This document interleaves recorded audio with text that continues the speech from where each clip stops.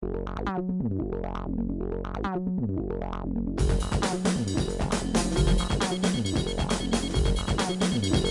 están, amigos de Pulso Parlamentario? Bienvenidos a esta nueva edición en la que la característica, no solamente aquí en el Congreso, sino a nivel nacional, es que todos los temas se enfocan y descansan sobre este común denominador del fútbol.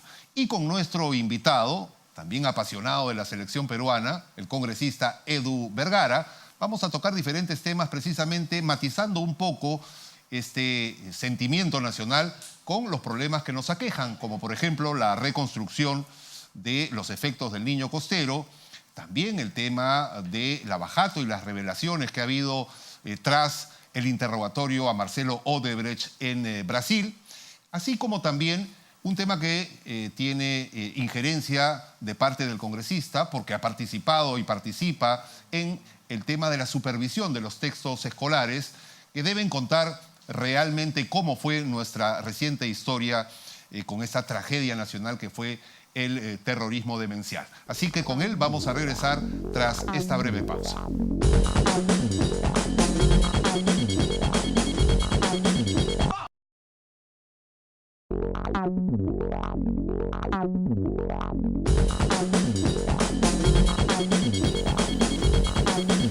Muy bien, amigos de Pulso Parlamentario, ya se encuentra en nuestros estudios el congresista Edu Vergara. Él pertenece, como todos ustedes saben, a Fuerza Popular.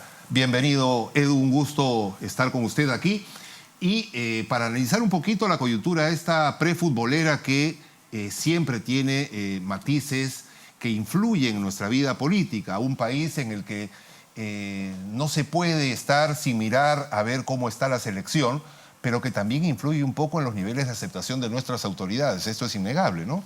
Así es. Bueno, gracias por la invitación. Es cierto, el fútbol, pues, te motiva, ¿no? Y cambia el ánimo de las personas, ¿no? Estamos a punto de clasificar luego de 35 años.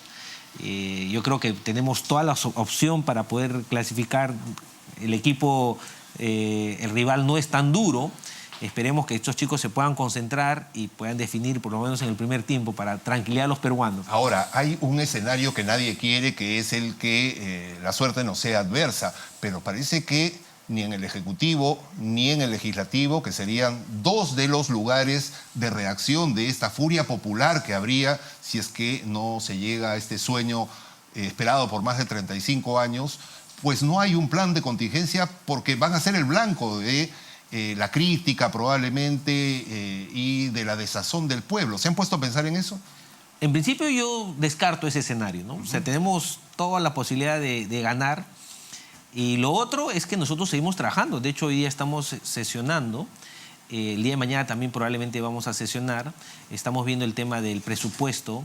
Y hoy día tenemos también estamos viendo el tema de educación sobre adelantar la matrícula o extender la matrícula de los niños. Así que nuestro trabajo no paralizó. Sin embargo, yo creo que el Perú necesita una inyección de energía, sobre todo en los ánimos, porque el fútbol es eso, ¿no? El fútbol mueve pasiones, ¿no? Así es. Y por eso es que hemos leído todos este comunicado del Ministerio de Trabajo, ya no como parlamentario, sino como empresario.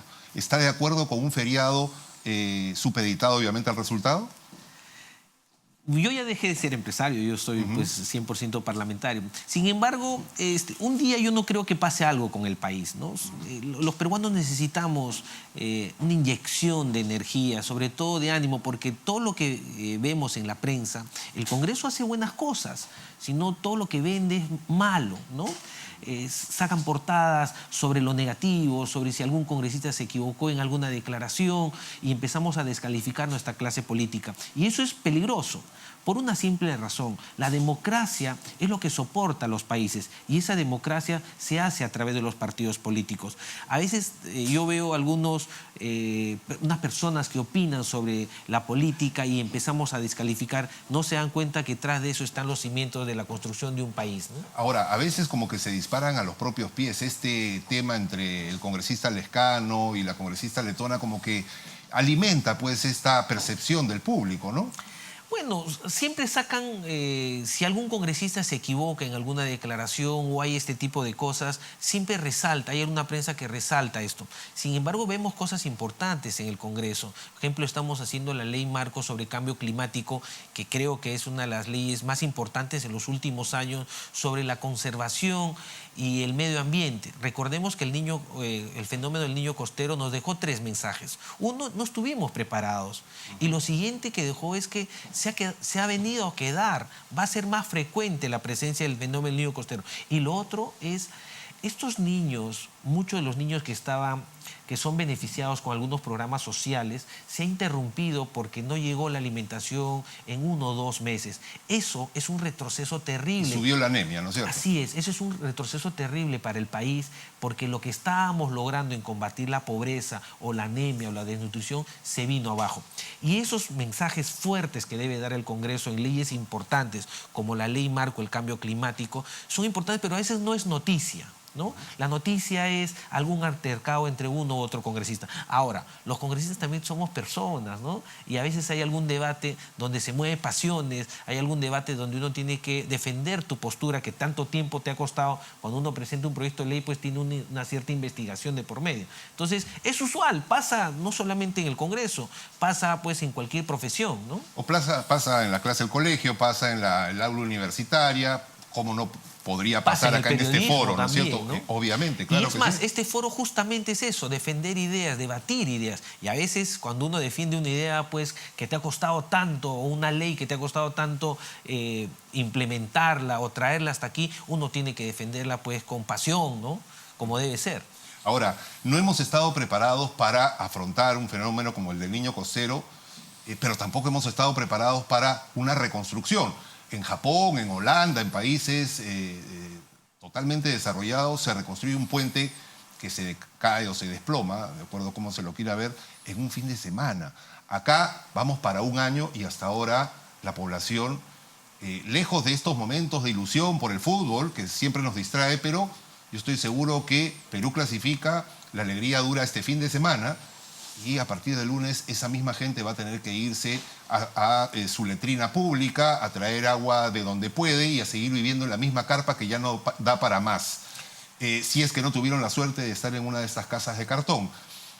¿Cómo observa usted este proceso de reconstrucción que ya se trajo abajo a su primer presidente? Preocupado, el tema, los afectados en este del fenómeno del niño costero, quizás es el reto más grande del país en los últimos años. Y también tiene el presupuesto enorme, que son cerca de 25.000 millones de soles. Para que tenga de cuánta plata estamos hablando para hacer un comparativo, casi es el presupuesto en educación de todo un año. ¿Quiere decir que no aprendimos de la experiencia de Pisco? Tengo la impresión de que no.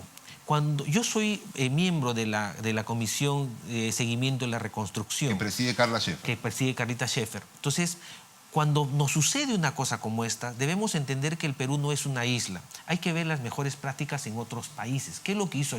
Por ejemplo, para irnos algo cerca, ¿qué es lo que hizo Chile y qué es lo que hizo Ecuador con los terremotos que pasó en esos países, ¿no?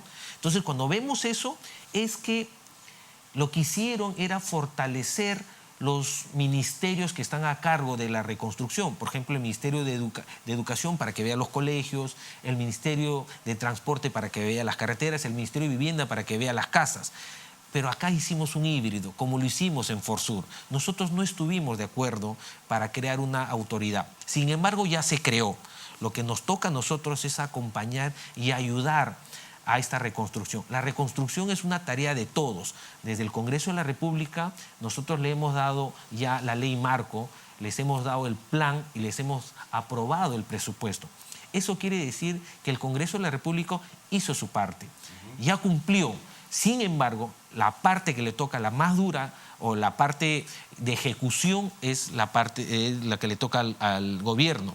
Sin embargo, yo le digo, y con todo respeto le pido a la ministra, a la premier, que si necesitara alguna norma adicional, alguna ley adicional para mejorar esta reconstrucción, yo creo que no hay ningún problema para que el Congreso le pueda brindar esas herramientas para que hagan una reconstrucción realmente con cambios, que no sea solamente un eslogan. Así es. No hemos estado preparados para afrontar el fenómeno en el momento en que se produjo. No hemos estado preparados para reconstruir sus efectos. ¿Estaremos preparados para controlar es decir, me refiero a la Contraloría, la ejecución de estas obras cuando empiecen? Yo creo que no. Justamente va ahí el reto, ¿no? El reto es que esto sea rápido. Una reconstrucción que no sea a tiempo no es una reconstrucción. Por ejemplo, para darte algún tema que lo vi con respecto a Ecuador, por ejemplo. En Ecuador, cuando sucedió esto, lo que hicieron los ecuatorianos es primero hacer una línea base, hacer un empadronamiento bueno, ¿no? De tal forma que las personas que están empadronadas sepan que van a recibir la ayuda con este bono de 60.000, 22.000 y 15.000 soles. Una vez que tengas a las personas empadronadas, lo siguiente que hicieron era darle un bono para que puedan alquilar una casa, un cuarto con un baño adecuado. ¿Por qué? Porque cuando compramos estas casas de cartón, estas necesitan una logística adicional, donde se tiene que instalar, hay que poner los baños, hay que poner pues toda una logística innecesaria quizá, ¿no? Lo que hizo Ecuador fue más rápido, empadronar, les dieron el bono y generaron una economía en base a este bono para que las personas se sientan tranquilas. Lo que se viene luego de 7, 8 meses, lo que yo siento en la semana de representación cada vez que vamos a las zonas afectadas, es que ya hay un descontento, ya hay una insatisfacción de las personas y con justa razón.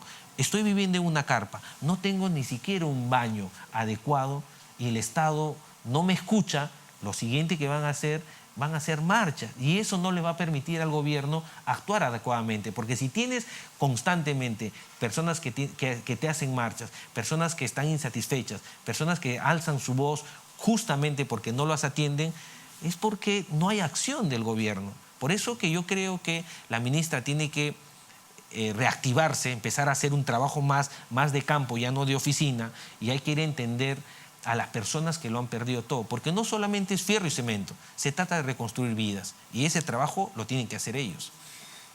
Siguiendo con el tema del fútbol, que es el común denominador para casi todas las entrevistas en estos días, vemos que se recuerda mucho lo sucedido hace 35 años, la gloria de México 70, la clasificación y la excelente performance de Argentina 78, y la participación de España 82 y casi la clasificación a México 86. Hace 35 años vivíamos en un país lleno de terrorismo, en un país en donde habían ciudades en las que no se podía ni siquiera imaginar llegar, porque estaban casi sitiadas por Sendero Luminoso y en la selva por el MRTA. Nos acordamos mucho de eso, pero no nos acordamos de quiénes fueron estos cabecillas, genocidas, todo lo que el daño que le ocasionaron al Perú y todas esas generaciones que lamentablemente vieron en muchos casos truncos sus sueños. Muchos se tuvieron que ir fuera del país para poder tener la esperanza de ver surgir a sus familias. ¿Por qué esta diferencia? ¿Este tema de los textos escolares puede haber contribuido al no hacer conocerle a los pequeños la verdadera historia del Perú? Es cierto. No hay una política de hacer conocer a nuestros niños lo que pasó, lo que sucedió con el terrorismo. Han habido cerca de 30.000 muertos, mucha de la migración de provincia a Lima y la explosión que hubo en barrios como San Juan del Lurigancho, el crecimiento desbordado fue justamente porque migraron de provincia.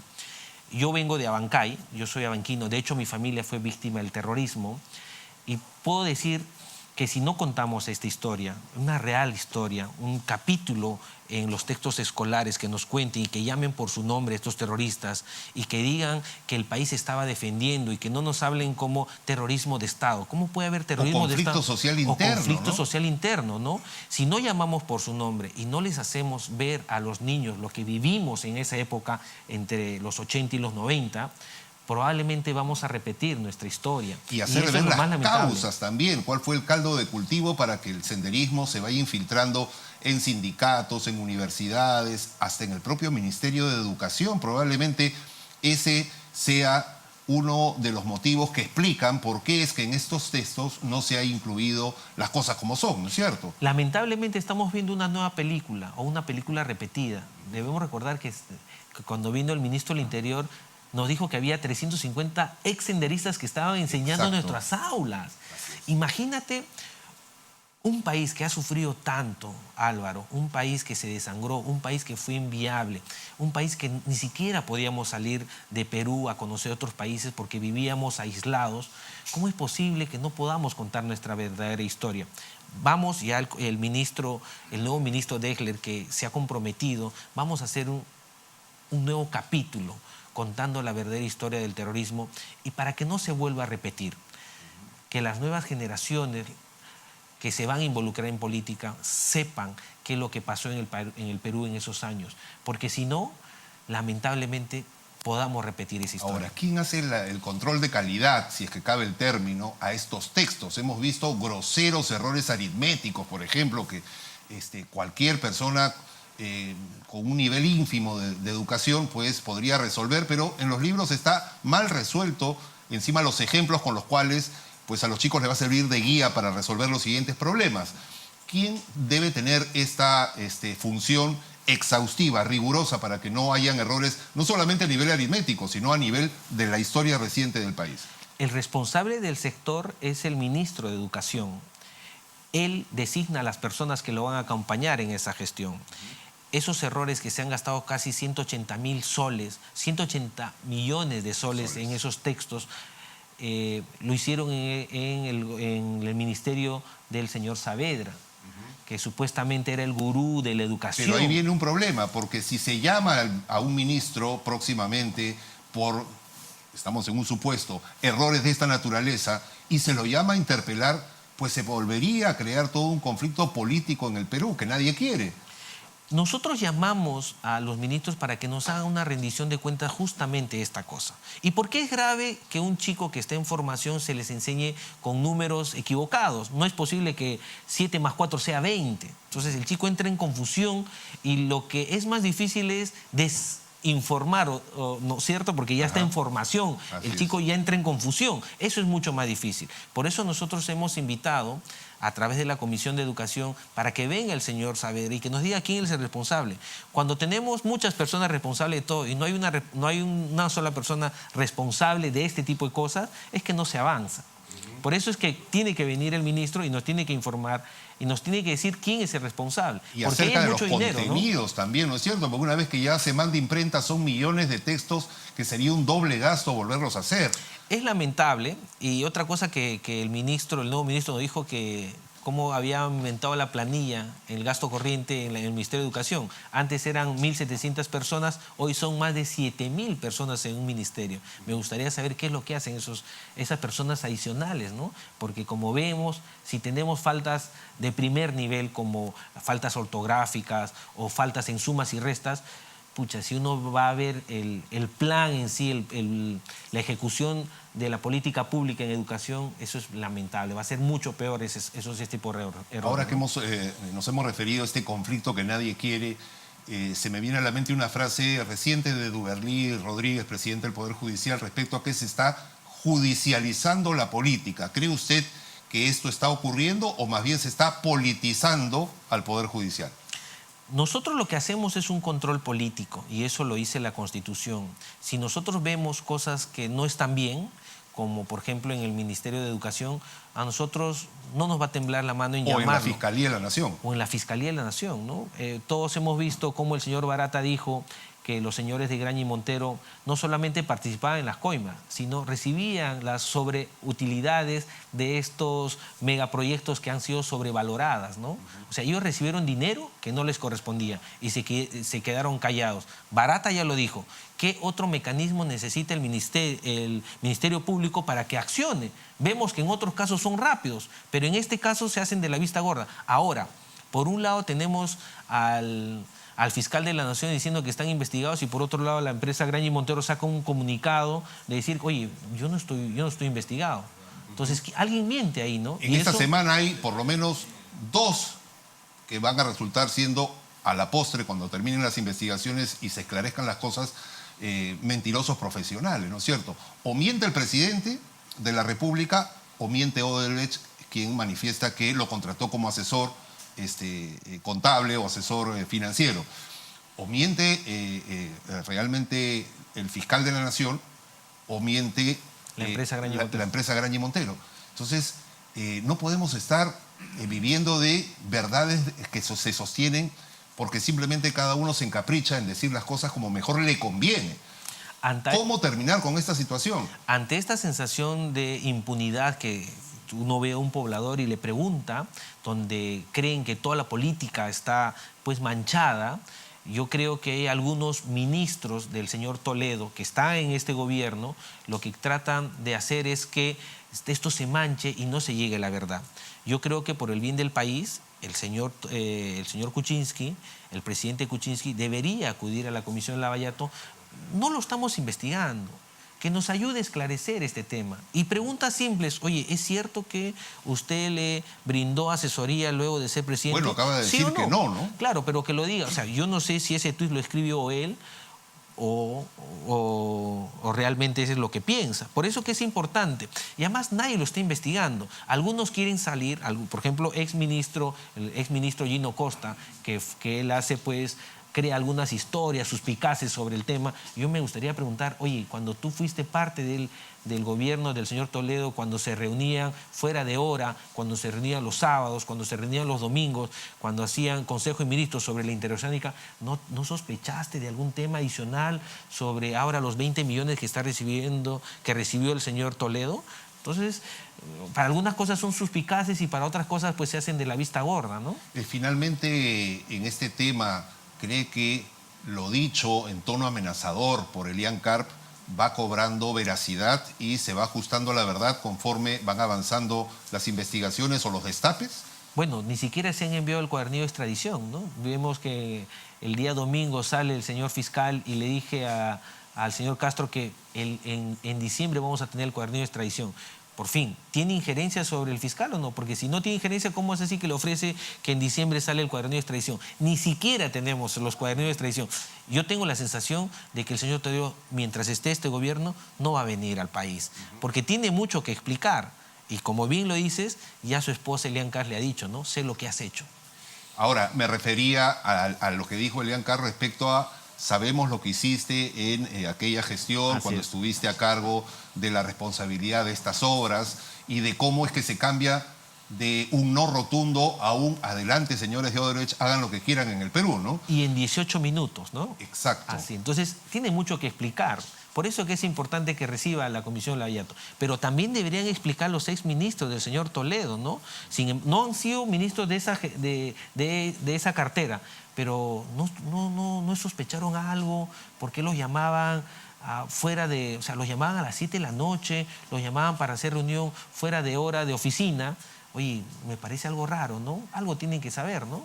No creo que, porque si son capaces de crear historias y sobre otro tema, ¿por qué no fueron tan suspicaces con su tema, no? En la subcomisión de acusaciones se está viendo las dos denuncias. Se van a, digamos, a unir o hacer las dos en una sola para que pase a la comisión permanente. Ese es el trámite que usualmente corresponde. No sé cuál va a ser, yo no pertenezco a la Comisión de Acusaciones Constitucionales, sin embargo, teniendo dos denuncias de dos congresistas distintos, dos congresistas de distintas bancadas, yo creo que le da más fuerza a que el señor fiscal venga y explique o haga su defensa y que nos diga, ¿realmente ha congelado cuentas de los señores Graña y Montero? ¿Realmente tiene los papeles? ¿Cómo es así que le permitieron hacer a ellos una propia... un autobalance, ¿no? De ellos mismos, o es que están borrando alguna huella sobre su participación con Odebrecht, ¿no? Debemos recordar que los señores Graña y Montero fueron los Odebrecht peruanos. Han estado en licitaciones grandes, cerca de 40.000 millones de dólares. Eso es mucho dinero, ¿no? Ahora, la procuradora que tuvo que salir como que se reivindica con estos destapes que están conociéndose respecto al propio presidente de la República, porque ella manifiesta que se lo preguntó y además de la carta remitida a la Comisión Lavallato, allí también dijo exactamente lo mismo, que no lo unió jamás ningún vínculo contractual con Odebrecht ni con ninguna otra empresa brasilera. Bueno, yo escuché ayer a la procuradora Ampuero decir que, y además ya lo había dicho, ¿no? Que ella la sacan justamente porque se atrevió a preguntar cosas de sentido común, ¿no?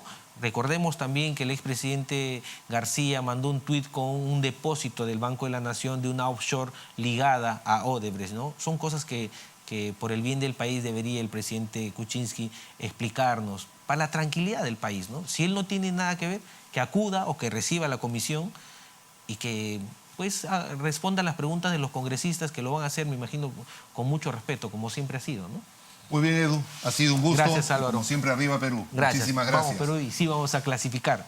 Ok, correcto. Muchísimas gracias a nuestro invitado, el congresista Edu Vergara. Vamos a un corte y volvemos con lo último de Pulso Parlamentario.